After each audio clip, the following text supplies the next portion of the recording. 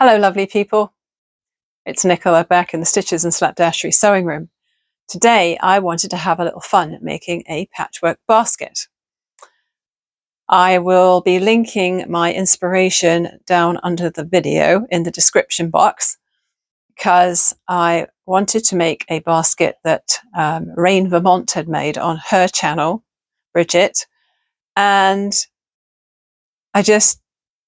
even though I've seen her make it a couple of times, I just can't wrap my head around how the construction works, but it works.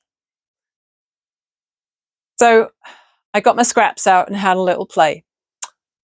I hope you enjoy the video. I've been rummaging through my scrap bags and looking for, well, initially I was looking for neutral fabrics. What I thought I might do is make this basket for a friend of mine who isn't into crazy colors quite the same as I am. And so I was thinking initially just go through my scraps, look through lots of neutrals, book them out. Also go through my squares that I've previously cut and sorted into Ziploc bags in different sizes.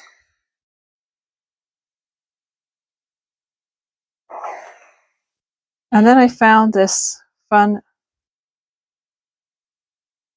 sewing themed print.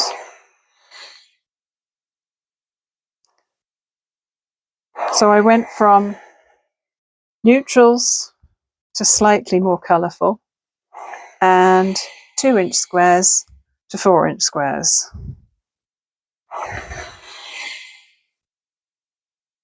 So this was one fabric, and then this one is also a sewing theme but a slightly different design.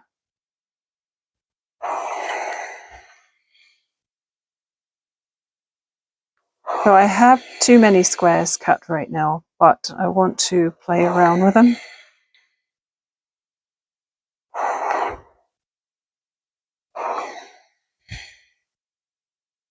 Sorry if the table is shaking when I'm ironing. I've got the tripod standing on the table. I have a couple of really plain neutrals. This was from a very interesting fabric that had a beachy design on it. This is just a linen look, it's called, even though it's not linen. And because there's a little bit of colour in these fabrics, and I found some solids or fabrics that read as solids that will go, I picked them out. Unfortunately, I don't have any more of this pink. I'm surprised because I had quite a bit of it and I must have used it all. I have quite a lot of this if I needed to do any more solid squares.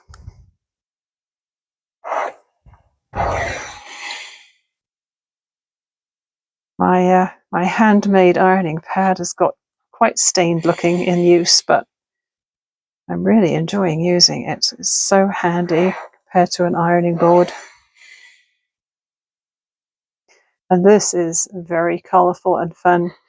It's all ferns and flowers, and the colours in that seem to go really well with the sewing prints. So that's what I am going to intersperse on there.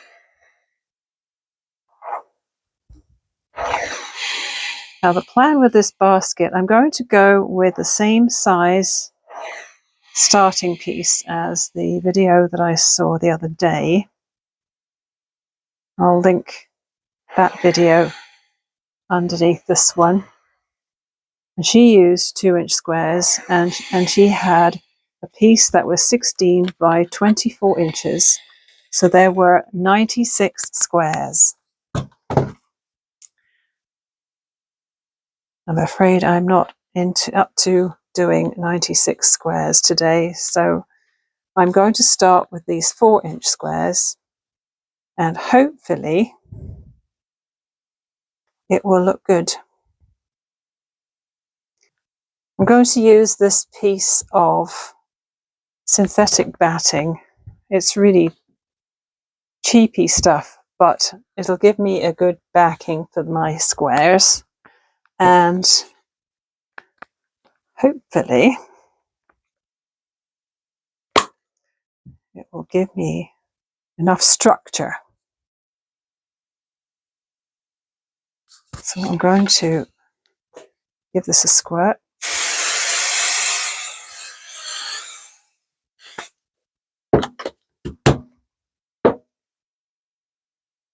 Now, when you've covered your fabric or batting or backing with the squares, you fold it over and you sew a seam. So this and this edge will be a seam. And I'm pretty sure that if I have directional fabrics, if it matters, I should have them this way. But because everything works out being sort of upside down and right side up for the basket, I don't think I'm going to be too worried about it. Now, I'm not going to be butting them right edge to edge like I did with my interfacing bags where I sewed a seam down here. My plan is to overlap them slightly. So rather than have, rather than have them side by side, I'm going to overlap them ever so slightly. Because what I want to do is do a decorative stitch where they overlap with my sewing machine.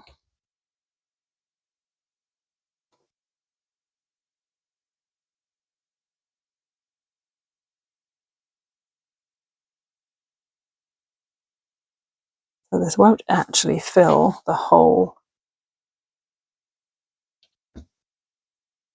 batting because it's going to be a little bit short.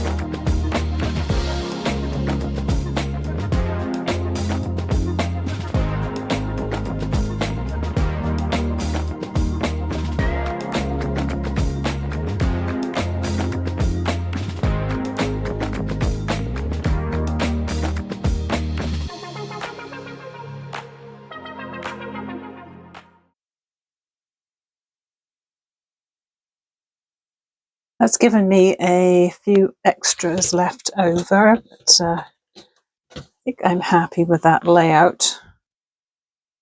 The solid squares are fairly well distributed. I've got a couple of like diagonal lines of the ferny fabric. There's this sewing fabric here, and then this one is well spread out. I put them sort of up that way on that side and the other way on the other side, so I have no idea if that's going to work out or not.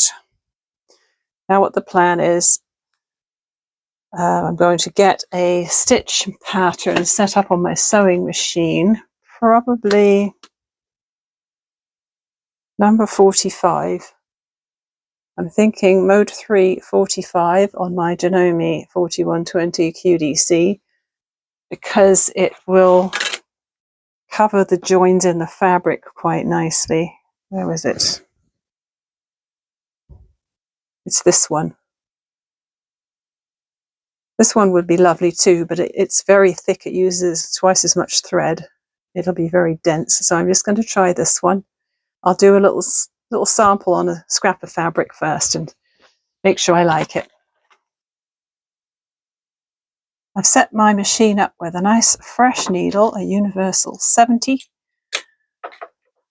I've got just a random blue in the bottom, and I put this blue in the top because I like it when I hold it up against my work. Now, I've just done a little sample of this, and the one thing I don't like about it is that it's quite spread out.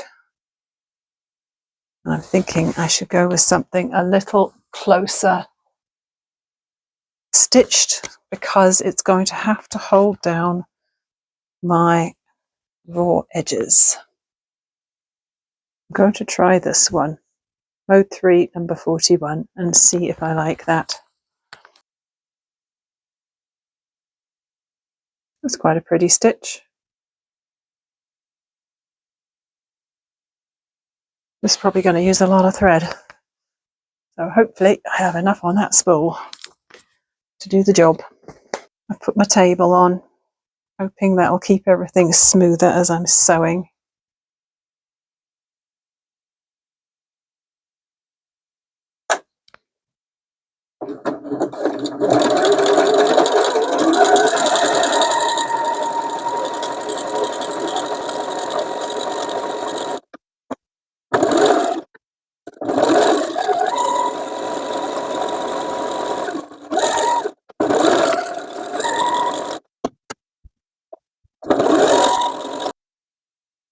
All the decorative stitching is done.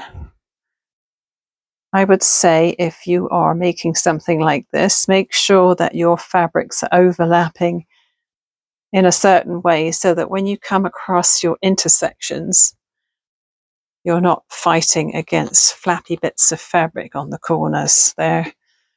I had to finagle a few intersections there.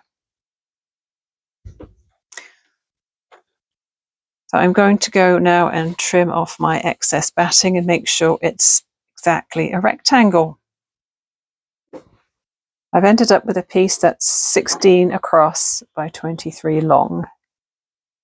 While I was doing the decorative stitching, I also did a straight long basting stitch along the outside to hold the edges together, the layers together. If you're observant, you will have noticed there's a little bit of a hiccup here where it didn't all line up beautifully, so I had to do a little diversion there, but mostly it worked out well. So now what we need to do, we just bring these short sides together.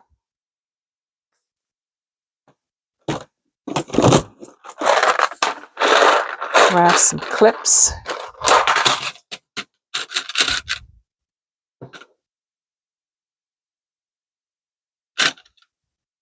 So you're going to need to leave a turning gap.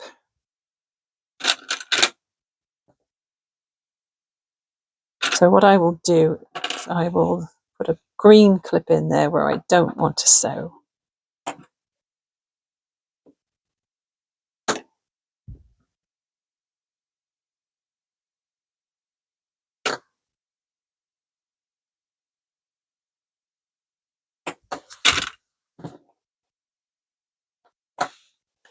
So I'll probably leave about a hand's width there, turning it. It's going to be fairly easy to turn, I think, because it's not really bulky or stiff, the fabric.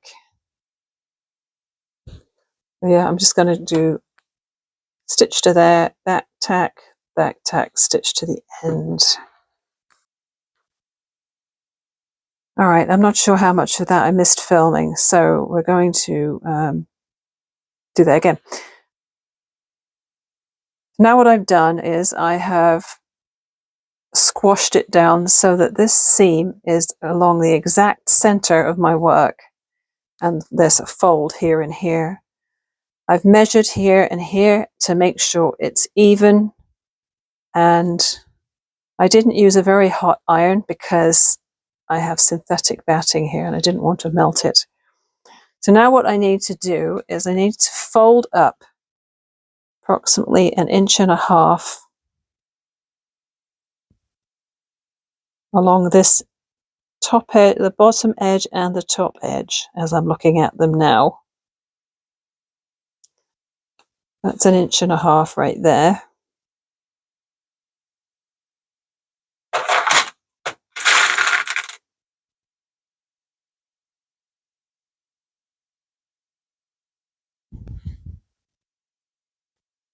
just anchor it down here for a minute, and then another 1.5 inches here.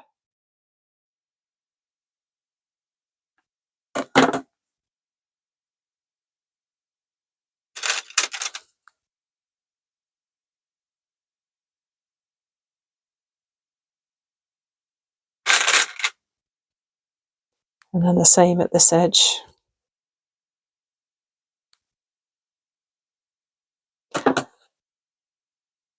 This is one of those things where you can't figure out how it works, but it does.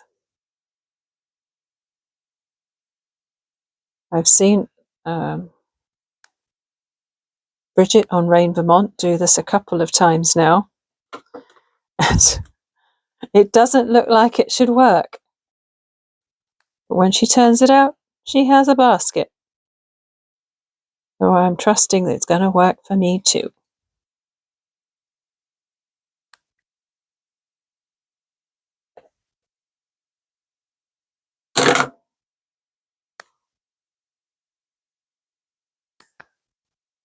Alright, let's move the pressing mat because the table is prettier and you can see it better on there. So now we're going to sew along the ends. So we'll close these end parts and then we'll turn it through this gap here. I've sewn the ends. There's my folds. There's my gap. I used a 3/8 of an inch seam allowance on this just because it's convenient. Now for the moment of truth.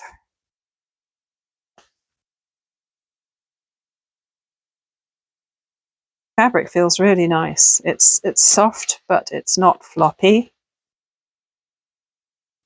And I'm hoping that when it's doubled up, it'll make a good basket.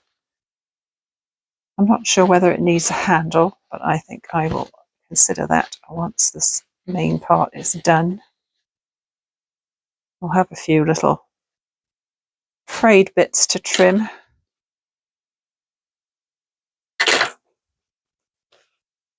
But let's see how it looks.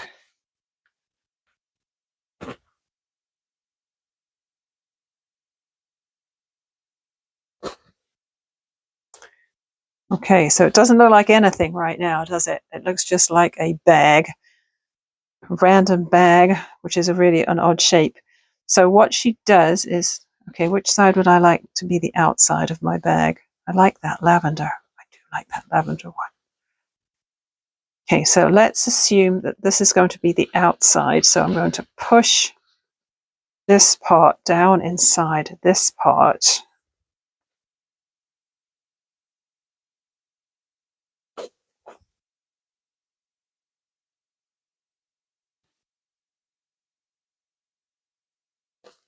It still doesn't look like it's going to work. It's got to work. Should be a corner I can push out here. And here.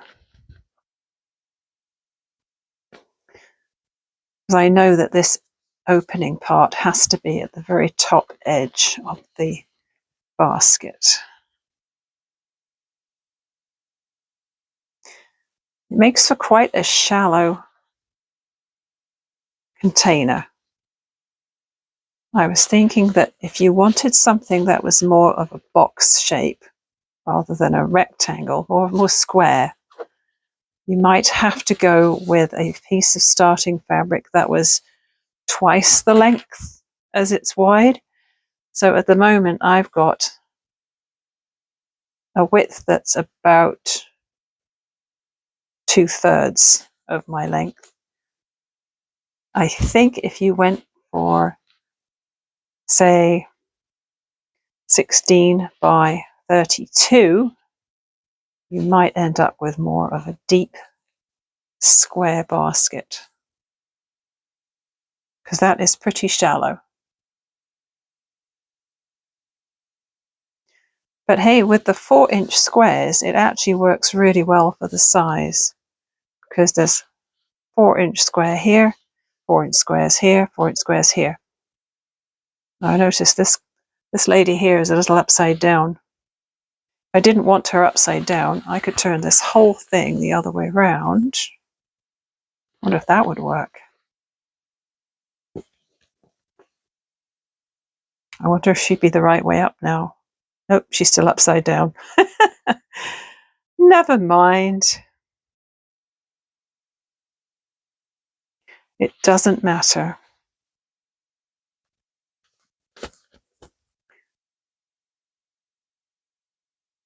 So now what we have to do is close this up.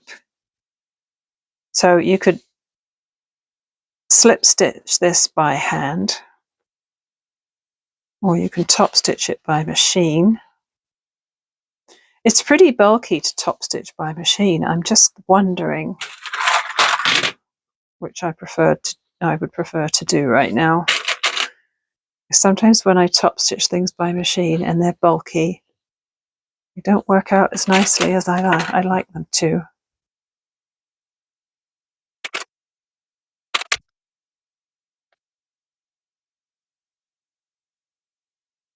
I think I'm going to hand stitch it and then just press it so that it holds its fold along here and around the top there.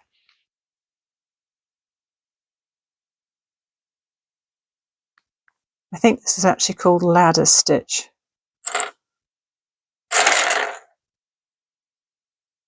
Go straight across, take a bite out of that side, straight across, take a bite out of that side.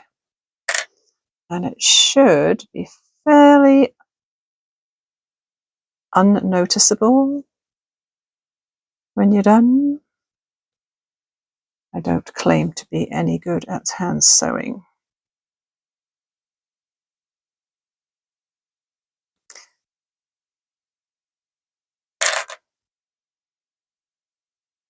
So I just thought this was such an ingenious idea.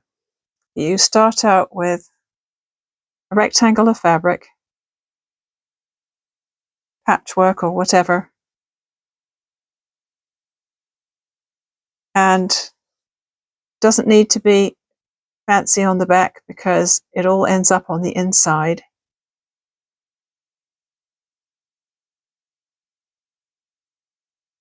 The front of your fabric that you built ends up on the inside and the outside.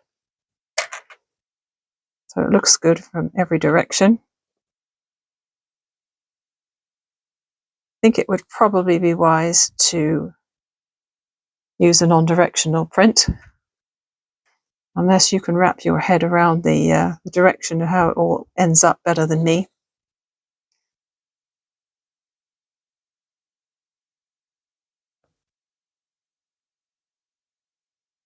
I always manage to unthread my needle. I'm nearly there. Yeah, almost there. And when you've tied your little knot, you run your needle away from the scene of the crime, as my old sewing teacher used to tell me. Funny, when you're in high school, teachers usually seem pretty old, don't they? But I have no idea how old she was. Probably younger than I am now, I'm guessing. I'm going to heat that iron up again.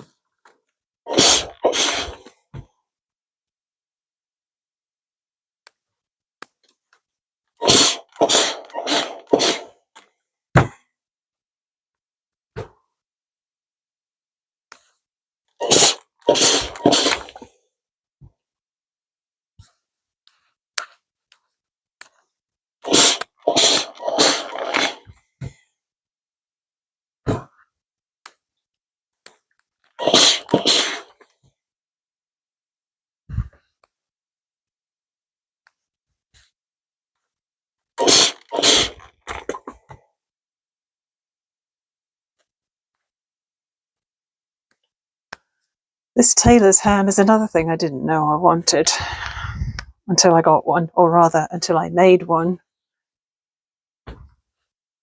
Don't use it very often, but it comes in very useful sometimes.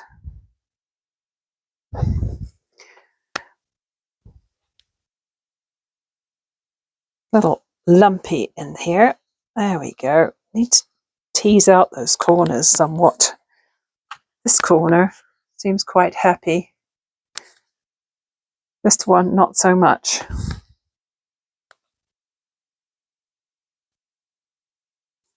There. So it may be that this could look a bit more interesting with a lot of smaller squares or a different kind of way of making the fabric. But I like this. It's pretty. You can fit a whole bunch of stuff in there, like sewing accessories on your work table. And yeah, I don't see why you couldn't add some handles to it as well. I think that would probably be quite cute. Of course, you wouldn't be able to include the handles in any sort of a seam because there is no seam on this side. It's just a fold. So what do you think? That's something you'd make? Do you think it's fun? Do you think it's pretty? I think with that ferny fabric on there, it can't really fail to be pretty. And I love that I've used some sewing inspired prints on there. It would make a good catch-all for my sewing table if I didn't already have one. I'm planning to give this to a friend, but I'm not going to say who, just in case she's watching. And hopefully, as she is a sewer, she will also enjoy it. And I think next time I will play with the proportions. I'll maybe try 16 by 32 because this is the width of the fabric. So the width of the fabric less your seam allowances is this measurement here. So I think if you want it higher on the sides, you want it deeper, then you're going to have to make your fabric piece longer. That's something I need to try out. Thanks for watching. Hope you had fun with me today and that you go make one all of your own. And I'll see you again really soon. Bye for now.